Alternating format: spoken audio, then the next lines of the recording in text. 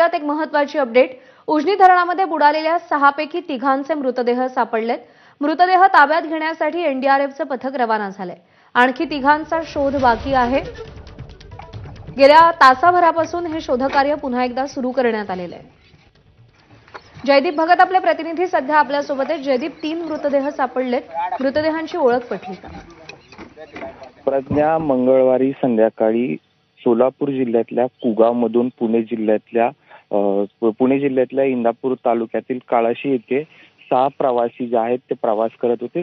सगळे जर भरले तर 7 होते आणि अचानक वाऱ्याचा झुळूक आली आणि ती बोट पलटी झाली। त्याच्यामध्ये 7 पैकी 6 प्रवासी बुडाले। त्यातला एक जण जो आहे तो पोहत बाहेर आला आणि त्यानंतर ही सगळी घटना समोर आली।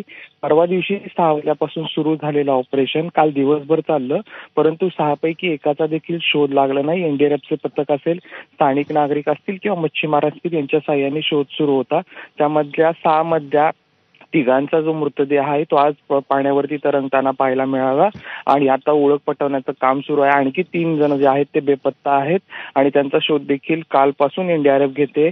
आज 3 जणांचा मृतदेह हाती लागलाय। बाकी राहिलेले 3 जण जे बेपत्ता झालेले आहेत त्यांचा शोध सुरू आहे। खरं तर काल दिवसभर ऑपरेशन केल्यानंतर जे आहे ते आज सकाळी 3 जणांचा मृतदेह जो आहे तो हाती लागलेला आहे। खरं तर नागरिकांचा संयमाचा बाण जो आहे तो सुटत चाललेला आहे।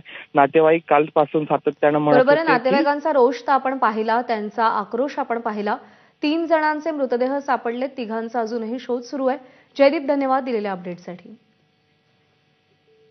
एक छोटासा ब्रेक घेतो। या अपडेटसह पाहत रहा एबीपी माझा।